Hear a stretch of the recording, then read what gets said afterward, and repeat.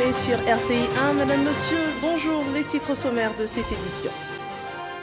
2 audiences au palais de la présidence de la République. La situation économique et sécuritaire dans la sous-région était au centre des échanges entre le chef de l'État et le nouveau président de la commission de l'UEMOA et le président du Conseil régional de l'épargne publique et des marchés financiers de l'Union monétaire ouest-africaine. Le développement dans cette édition.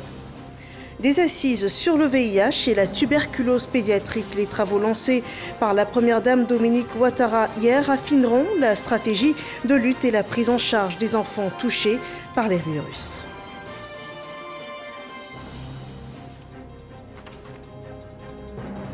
La bonne gouvernance associe l'État au secteur privé. Un groupe de travail constitué a ouvert le débat sur le développement des outils de lutte contre la corruption. On voit tout cela dans ce journal. Bienvenue dans ce 13h. Un conseil des ministres se tient ce mercredi au palais de la présidence de la République. La réunion est présidée par le chef de l'État, Alassane Ouattara. Les conclusions de ce conseil vous seront rapportées au cours de nos prochaines éditions. Et nous restons dans les murs de la présidence de la République. Le chef de l'État y recevait hier le nouveau président de la commission de l'UEMOA, Abdoulaye Diop, et le président du Conseil régional de l'épargne publique et des marchés financiers de l'Union monétaire ouest-africaine, Mamadou Ndiaye. 2 audiences que nous rapporte Awa Touré. La Commission de l'Union économique et monétaire ouest-africaine, UEMOA, a un nouveau président. Il s'agit de Abdoulaye Diop, qui, après sa prise de fonction le 8 mai 2021, est venu remercier le président de la République, Alassane Ouattara, et recueillir ses conseils et orientations pour mener à bien la mission à lui confier, avant de saluer les performances réalisées par la Côte d'Ivoire. Le président Ouattara est une référence dans la sous-région, dans le monde. En tant que président de la Côte d'Ivoire, qui est un pays, le pays leader de la zone UEMOA, mais également en tant qu'ancien président de la conférence des chefs d'État de l'UEMOA et président du comité de haut niveau aussi, chargé de la stratégie de mobilisation des ressources pour le financement du développement des pays de l'Union, qu'il a eu à mener avec beaucoup de succès. Il était important pour moi de venir le voir pour recueillir ses conseils, recueillir ses avis par rapport à la mission qui nous attend. Moi-même en tant que président, les autres commissaires qui dirigent les départements au niveau de la commission. Et cela n'a pas manqué, on a discuté des questions économiques, bien sûr, où nous avons très rapidement fait le point sur les questions de l'Union, la situation de l'Union.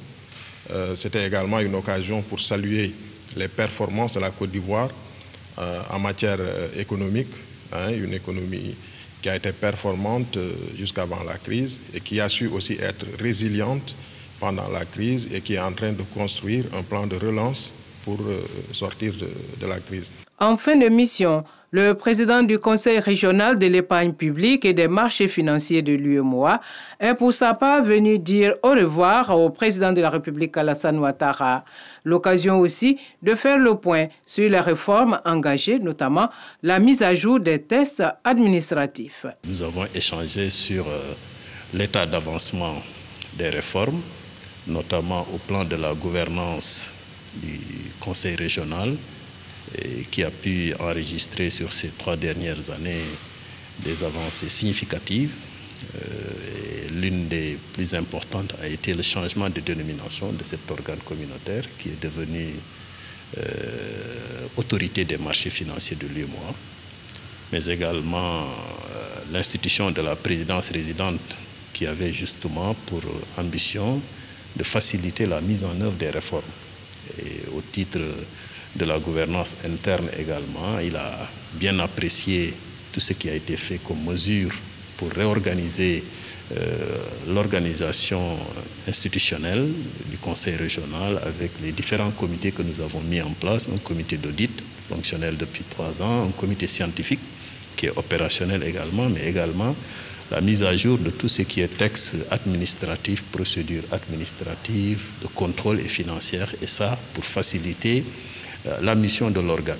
Après 4 années passées à la tête du Conseil régional de l'épargne publique et des marchés financiers, dont le siège est à Abidjan, Mamadou Ndiaye s'est dit satisfait des avancées indéniables dans le cadre de la mobilisation des ressources financières. 2018 milliards de francs CFA en 2020 contre 1600 milliards de francs CFA en 2019. La une de l'actualité sanitaire affiche un événement, la consultation nationale sur le VIH et la tuberculose pédiatrique. La première dame Dominique Ouattara a hier ouvert les travaux qui portent sur l'élaboration d'une nouvelle stratégie de riposte contre ces maladies. Un plan qui devrait permettre d'améliorer la prise en charge des enfants de 0 à 14 ans touchés par ces virus, suivant ce développement de Mahama Traoré. En 2020, 9400 personnes sont décédées du VIH en Côte d'Ivoire, dont 800 enfants âgés de 0 à 14 ans. Dans cette tranche d'âge, ils sont au nombre de 21 000 à vivre avec ce virus et seulement 49% d'entre eux ont accès au traitement antirétroviral. Comment corriger une telle inégalité? La question est au cœur de la concertation nationale lancée ce mardi par la première dame Dominique Ouattara en sa qualité d'ambassadeur spécial de l'ONU-SIDA pour l'élimination de la transmission mère-enfant du VIH et pour la promotion du traitement pédiatrique. Concertation qui réunit État, société civile, partenaires techniques et financiers. Il s'agira pour toutes les parties prenantes de cette réunion clé dans le même lieu de réfléchir aux solutions et aux actions permettant de relever ensemble les défis liés au diagnostic et traitement du VIH et de la tuberculose pédiatrique en Côte d'Ivoire. La prise en charge de la tuberculose pédiatrique, considérée comme la première cause de mortalité du VIH-Sida, sera également au cœur de ces assises. Malgré les efforts consentis ces dernières années, des défis persistent. Il s'agit notamment du dépistage et de l'accès au traitement pour tous les enfants malades du VIH et de la tuberculose. La consultation de ce jour nous a permis de signer un contrat pour l'acquisition de 33 nouveaux équipements pour le diagnostic précoce du VIH-Sida chez les enfants exposés. Cette acquisition vient augmenter notre parc d'appareils de ce type à 60, en prenant en compte les 27 existants, et de réduire les difficultés d'accessibilité géographique. Ces équipements permettront aussi de réaliser la charge virale des femmes enceintes et allaitantes sous traitement antirétroviral. Chez les enfants vivant avec le VIH, les traitements antirétroviraux seront optimisés, ce qui nous permettra, je l'espère, d'atteindre rapidement les 3,90 chez les enfants. Quant aux victimes, elles espèrent être associées à la mise en œuvre de la nouvelle feuille de route qui sera élaborée lors de cette concertation nationale. Si on veut qu'aujourd'hui 90% de la population ivoirienne fasse le test de dépistage et que 90% des personnes dépistées soient sur les traitements antirétroviraux et que 90% des personnes qui sont sur le traitement antirétroviraux aient une charge virale détectable, cela passe impérativement par associer les adolescents et jeunes vivant avec cette maladie par les différentes prises de décisions qui les concernent. Aucun enfant ne devrait naître ou mourir du VIH ou de la tuberculose. C'est sur la base d'une telle ambition que l'ambassadeur spécial de l'ONU-SIDA, la première dame Dominique Ouattara, a encouragé les participants à cette concertation nationale. Le constat est que nos enfants sont sous-diagnostiqués pour le VIH et pour la tuberculose. Et ils n'ont donc pas suffisamment accès à des traitements efficaces contre le VIH qui leur permettraient de bien grandir et de fêter leur 5e anniversaire sans maladie ni souffrance. Mesdames et messieurs les experts, je vous invite donc à mettre à profit ces 2 jours de consultation nationale pour engager un vrai dialogue sur les défis majeurs, les solutions et les actions prioritaires nécessaires. Je vous invite à débattre de façon transparente sur le rôle, les responsabilités et la contribution de chaque partie prenante. Il faut proposer une feuille de route audacieuse qui permette à la Côte d'Ivoire de réaliser ses engagements. D'abord, en faveur des enfants vivant avec le VIH et la tuberculose. Ensuite, en faveur de l'élimination de la transmission mère-enfant du VIH et enfin, en faveur de la promotion du traitement pédiatrique. Depuis 2004, les États-Unis, à travers le programme PEPFAR, ont engagé 1,7 milliard de dollars en faveur de la lutte contre le sida en Côte d'Ivoire. Nous parlons de virus et informons-nous sur l'évolution de la Covid-19 dans notre pays.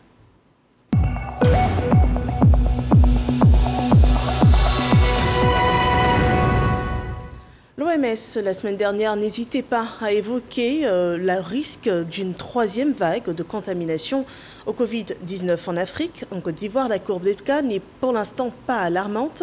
D'après le dernier bilan Covid, 18 nouveaux cas ont été enregistrés, 48 nouvelles guérisons également annoncées. La Côte d'Ivoire totalise au moins 47 511 cas confirmés, dont 47 037 personnes guéries, 306 décès. Il reste encore 168 cas actifs. À ce jour, au moins 625 780 doses de vaccins anti-Covid ont été administrées sur tout le territoire ivoirien. Le premier sommet mondial sur le caoutchouc se tient depuis hier en direct d'Abidjan. Un sommet virtuel qui devrait apporter des réponses à la vision d'amélioration de la transformation locale et la commercialisation du caoutchouc sur les marchés internationaux. Noël Niagnon. Pour 4 jours, le Sofitel Hôtel Ivoire d'Abidjan-Cocody a pris les couleurs de l'EVA. Des sommités mondiales et locales de cette spéculation. Des politiques, des industriels, des chercheurs, des producteurs vont réfléchir sur affronter l'avenir en résolvant les problématiques de l'inclusivité, de la durabilité, de la croissance pour la nouvelle normalité. Ce thème met clairement en exergue l'urgence qu'il y a pour toutes les parties prenantes à s'engager activement afin que les prochaines générations considèrent le caoutchouc comme une filière qui est rentable, socialement équitable et soucieuse de l'environnement. Ce souci de l'environnement nécessite un recadrage des actions de toutes les parties prenantes, a indiqué le secrétaire général du groupe d'études internationales sur le caoutchouc depuis Singapour. On ne laissera personne de côté et nous allons avoir un sommet du caoutchouc 2021 qui sera profitable pour vous tous. Le groupe international sur le caoutchouc pèse les 3/4 de la production et de la consommation mondiale. Être choisi comme pays hôte par les organisateurs du sommet mondial virtuel du caoutchouc, le premier du genre, revêt une double signification. La Côte d'Ivoire ressent ce choix comme un insigne honneur, un immense privilège. Le choix de la Côte d'Ivoire est aussi, et j'en suis persuadé, la reconnaissance du rayonnement politique et économique de notre pays sur l'échiquier mondial. Au-delà de cette reconnaissance, la Côte d'Ivoire est une puissance agricole qui veut faire un saut qualitatif dans la transformation structurelle de son économie. Il ne nous est en effet plus possible de rester encore longtemps dans ce statut d'éternel producteur de base, où nous prenons la plus grande part de la pénibilité et si peu de la valeur globale produite par nos richesses agricoles. Il nous faut donc agir sur 2 fronts.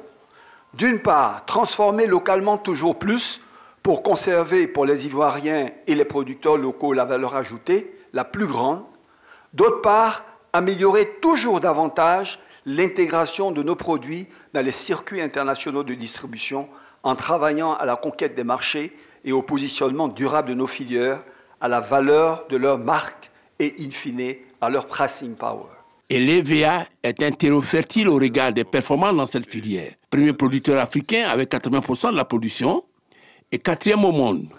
Voilà l'argumentaire de l'ambition de la Côte d'Ivoire. Celle qui veut transformer nos filières agricoles, développer l'industrie locale de la transformation, travailler à des cultures plus durables, ce que permet la culture particulière de l'EVA en tant que culture intercalaire, et gagner, au final, le combat économique et humain d'une valeur ajoutée d'une filière qui possède un chiffre d'affaires annuel de près de 350 milliards de dollars au niveau mondial et dont la Côte d'Ivoire ne capte que 0,5%, alors même qu'elle assure près de 7,5% de la production mondiale, c'est-à-dire un ratio de 1 à 15. La Côte d'Ivoire compte 150 000 producteurs, 40 000 seigneurs et environ 1 200 000 personnes qui vivent directement ou indirectement de la filière et véhiculent.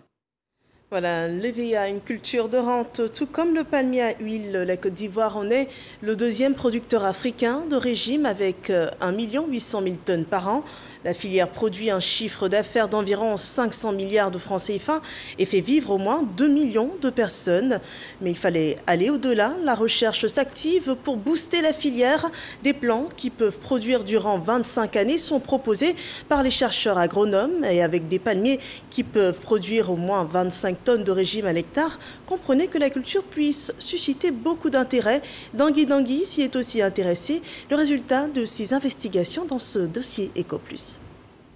Dagrom, village de la commune de Divo.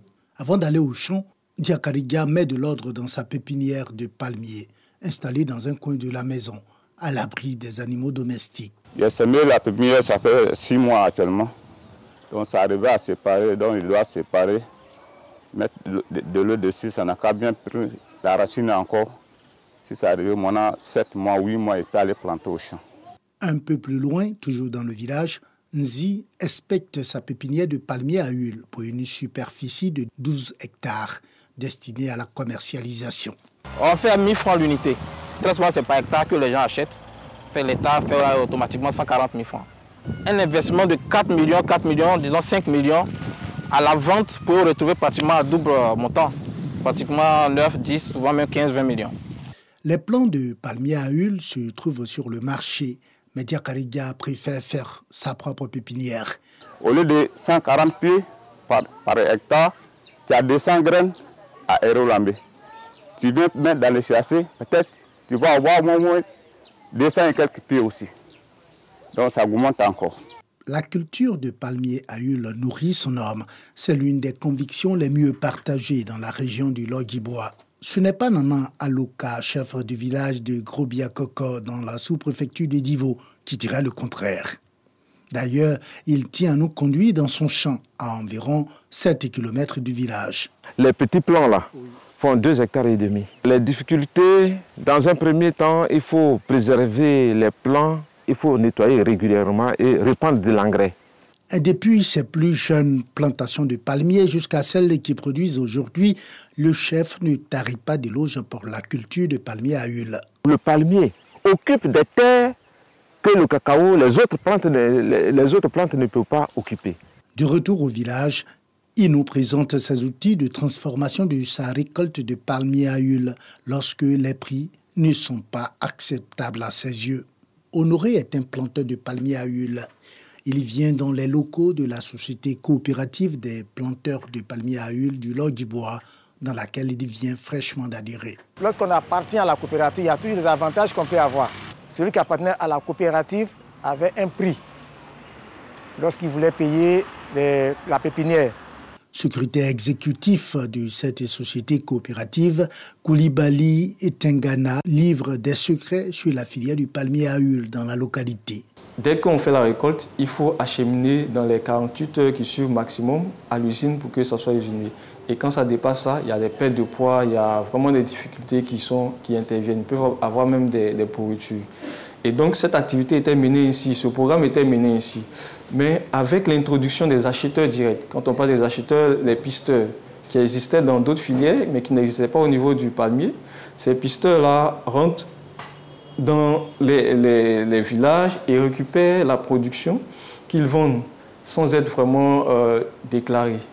Il confirme la culture du palmier à huile a encore de beaux jours devant elle. Le palmier nourrit son homme. Avec quelques statistiques que nous avons pu récolter, nous sommes autour de 270 000 tonnes, voire 300 000 tonnes qui sont produites au niveau de la région.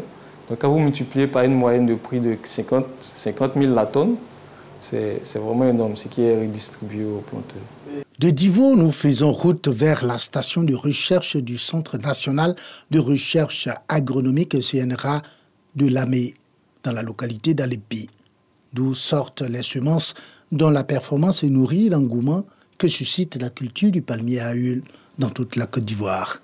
Sur les lieux, Dr Conan, chercheur spécialiste du palmier à huile, nous conduit au premier palmier emblématique que les chercheurs appellent à juste titre l'ancêtre. Et ce arbre que vous voyez, on l'appelle communément l'ancêtre. et j'allais dire papa de près de 95% des palmeraie au monde. Un peu plus loin se trouve l'un des champs semenciers, un laboratoire de fabrication de semences dont l'écho de leur performance résonne à travers le monde selon le chercheur. On est parti dans les plantations traditionnelles d'avant à moins de 10 tonnes. Nous sommes actuellement aujourd'hui à 25 tonnes à l'hectare. Donc il y a eu un bond de plus de 10%, 50%. Au niveau du rendement, on est parti d'un rendement de moins de 2 tonnes à l'hectare. Aujourd'hui, on avoisine les 5 tonnes. Et avec le troisième cycle que nous entrevoyons, pousser ces performances-là au-delà de plus de 50% d'amélioration. La performance des semences du CNRA aurait pu impacter davantage la production nationale si la filière ne souffrait pas du phénomène appelé ici le contournement. Le CNRA aujourd'hui garantit les semences qu'elle produit, qu'elle propose au milieu paysan. Tous ceux qui vont utiliser les voies de contourner, c'est des investissements à perte. Konaté ne veut justement pas faire de mauvais investissements. C'est pourquoi il est venu s'approvisionner en semences CNRA. Les autres, souvent ça ne produit pas. Ça donne des fausses fleurs. Donc quand il prend un CNRA déjà, à 3 ans déjà, ça donne les petits régimes.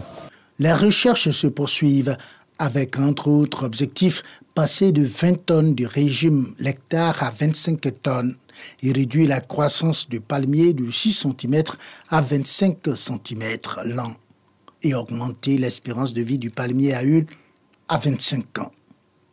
C'est dire que le palmier à huile a un bel avenir devant lui, autant que ses planteurs.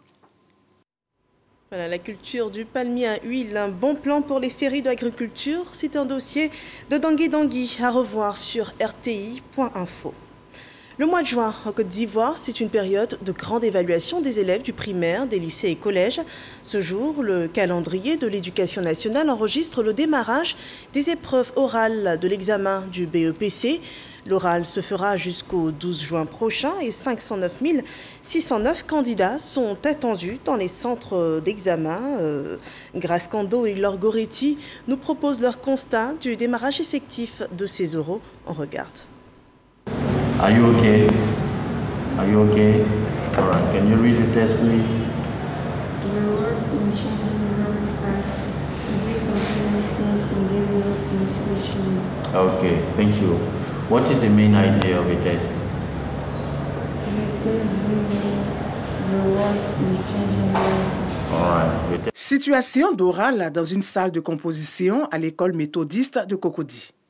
Comme cette jeune fille, 509 609 candidats sont convoqués pour affronter l'examen du brevet d'études du premier cycle BEPC, session 2021. L'épreuve d'oral est un passage obligé pour tous les candidats. Pour l'instant, en tout cas, tout est calme. Nous avons eu tous les enseignants qui sont là, avec les candidats. Donc l'épreuve se déroule relativement calmement et bien. Images ou textes et 15 minutes de préparation avant de tester les connaissances linguistiques du candidat en anglais. Le face-à-face candidat et examinateur est toujours moment d'émotion et de tension. J'ai choisi un texte parce que j'ai l'habitude de faire le test et ça me permet d'aller plus vite et puis de comprendre. Je trouve le test facile à aborder. J'attends mon tour. En fonction de ce qu'il a choisi, soit si c'est le test, il fait une lecture, dans un premier temps pour qu'on entende comment est-ce qu'il lit, ou si c'est une image, il commence déjà à présenter l'image. Mais après la lecture, quand c'est un test, on commence à lui poser maintenant les questions. Ils sont 630 candidats qui affrontent l'épreuve d'anglais au centre du collège méthodiste de Cocody. En attendant les épreuves écrites prévues du 14 au 18 juin prochain, les résultats du BEPC sont attendus le 6 juillet prochain. Avant ces élèves du collège, ceux du primaire ont été soumis aux épreuves de l'examen du certificat d'études primaires élémentaires, le CEPE. Cette année, ils sont 565 519 candidats, dont 70 malvoyants à être répartis dans 2368 centres sur l'ensemble du territoire national. Hors d'Abidjan, comment s'est déroulé l'examen? Jean-Marc Djadji fait le constat à Méagui. EPP Terre Rouge de Méagui. Il est 8 heures. Les épreuves du CEPE session 2021 débutent, mais avant, la vérification des plis par une candidate désignée pour la circonstance. Une procédure qui se réalise sous la supervision des responsables régionaux de l'éducation et le sous-préfet de Méagui, Jacques Atrekwakou. Il vient s'assurer du bon déroulement de la composition. Je leur ai demandé de travailler dans la sérénité, que les épreuves qu'on leur donne à cet examen ou concours ne sont autres que ceux qu'ils ont déjà vus en classe. Je voudrais demander aux surveillants également, eux-mêmes, de surveiller sereinement. Ils ont fait leur travail déjà au cours de l'année, donc ils laissent les enfants travailler seuls. Au centre catholique et à l'EPP Wawa, les candidats démarrent l'examen avec l'épreuve de l'exploitation de texte qui sera suivie de l'éveil au milieu, de l'orthographe et des mathématiques. Je suis très contente d'être à l'examen à l'école 6. J'espère que tout le monde réussira l'examen et que tout le monde passera en 6e l'année prochaine. Les surveillants déjà à la tâche veillent au grain. La particularité cette année, dans chaque salle, il y a un seul surveillant. Donc chaque surveillant est responsable de ce qui va se passer dans la salle. Et tout le monde est suffisamment informé et chacun prend ses responsabilités. Les examens du CEPE 2021 se sont déroulés dans le calme et la sérénité dans la commune de Méagui. Ce sont au total 3 445 candidats, dont 83 candidats libres qui ont pris part à ces examens. Et les résultats sont attendus pour le 22 juin prochain. Ces élèves obtiendront le certificat qui atteste la fin du cycle de premier degré, le primaire. L'enseignement à l'école primaire permet notamment l'apprentissage des bases de mathématiques, de lecture ou encore de l'écriture. Nos petits apprenants en Côte d'Ivoire ont quelques difficultés à acquérir ces compétences à ces 3 niveaux, selon un rapport du programme des systèmes éducatifs de la Confémen PASEC. Pour relever le niveau des élèves dans le nord du pays, à Dabakala, les institutrices ont décidé de mutualiser leur expérience. La Côte d'Ivoire est dans un cycle de grandes réformes de son système éducatif et travaille aussi au renforcement de la bonne gouvernance. Il y a quelques jours à Abidjan, s'est tenu un atelier État-secteur privé. L'objectif, c'est d'établir une feuille de route conjointe dans le cadre de la lutte contre la corruption. Les précisions de Jean-Luc Bango. Comme bien d'autres secteurs en Côte d'Ivoire, la corruption touche également le monde des entreprises. Son impact sur ce secteur est indéniable. C'est le diagnostic fait par le représentant du secteur privé. La corruption est un frein aux investissements. Elle n'encourage pas l'investissement. La corruption crée des distorsions de concurrence entre opérateurs, entre entreprises. Cet atelier du groupe de travail sur la lutte contre la corruption est ainsi l'occasion de formuler plusieurs recommandations. Nous, secteur privé, nous recommandons au gouvernement d'adopter une politique forte de telle sorte qu'en matière de corruption, nous soyons à la tolérance zéro. Les impunités que quelquefois on a l'occasion de voir soient bannies. Ces préoccupations seront examinées pendant les 48 heures que dureront les travaux de cet atelier.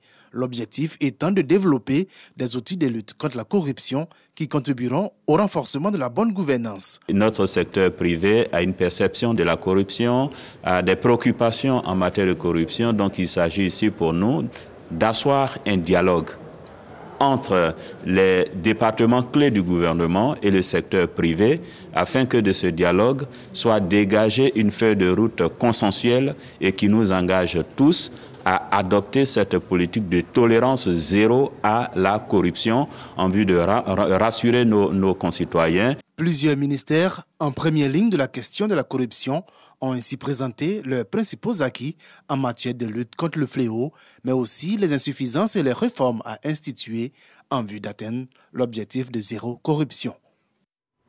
Les élections législatives reprennent dans 6 circonscriptions de la Côte d'Ivoire, dont 4 pour un contentieux électoral. La campagne est à son 6e jour et le scrutin est prévu pour le 12 juin prochain.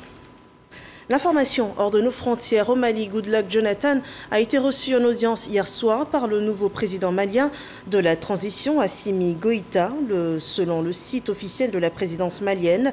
L'échange a porté sur les sujets d'actualité sur le Mali, la reprise du cours normal de la transition, les opérations conjointes entre la France et le Mali, en passant par la nomination d'un premier ministre civil et la mise en place d'un gouvernement inclusif qui tiendrait compte de la participation participation de la société civile. Rassurée par les garanties du colonel Assimi Goïta, la mission de médiation de la CEDEAO et ses partenaires poursuivront leur consultation ce mercredi avec un entretien avec Choguel Maïga, le nouveau Premier ministre du Mali.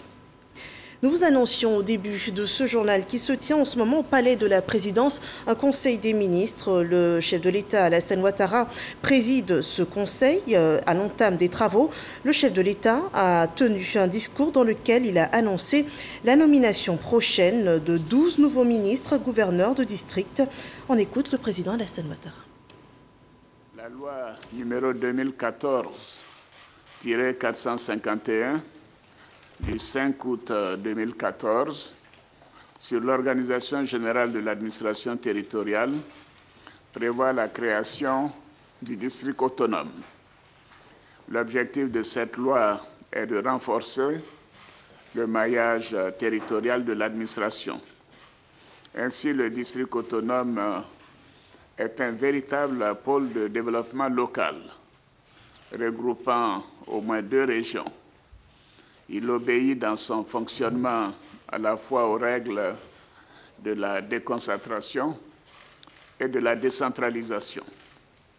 La création du district autonome vise à renforcer l'efficacité de l'action du gouvernement, notamment en ce qui concerne la coordination, l'évaluation, ainsi que le suivi de la bonne exécution des programmes et des projets de développement pour le bien-être de nos compatriotes.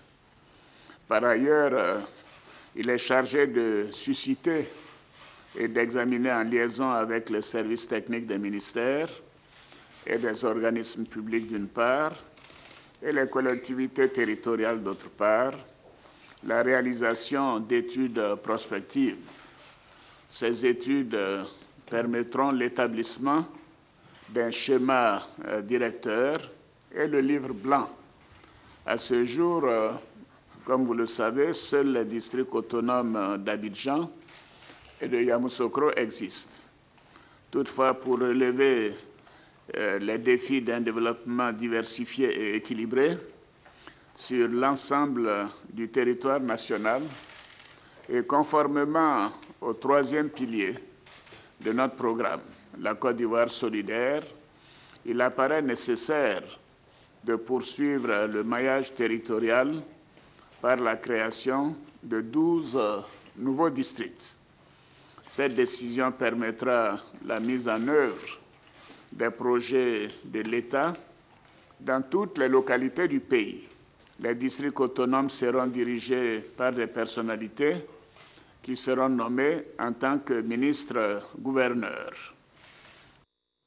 Voilà, la création de 12 nouveaux districts en Côte d'Ivoire et la nomination annoncée de 12 nouveaux ministres gouverneurs de district. Une information donnée par le chef de l'État à l'entame du Conseil des ministres ce jour au Palais présidentiel. Une information qui sera développée au cours de l'édition prochaine. Merci de nous avoir suivis. Ce journal est terminé. Prochaine session d'information sur RTI 1 à 15h. Excellent après-midi sur RTI 1.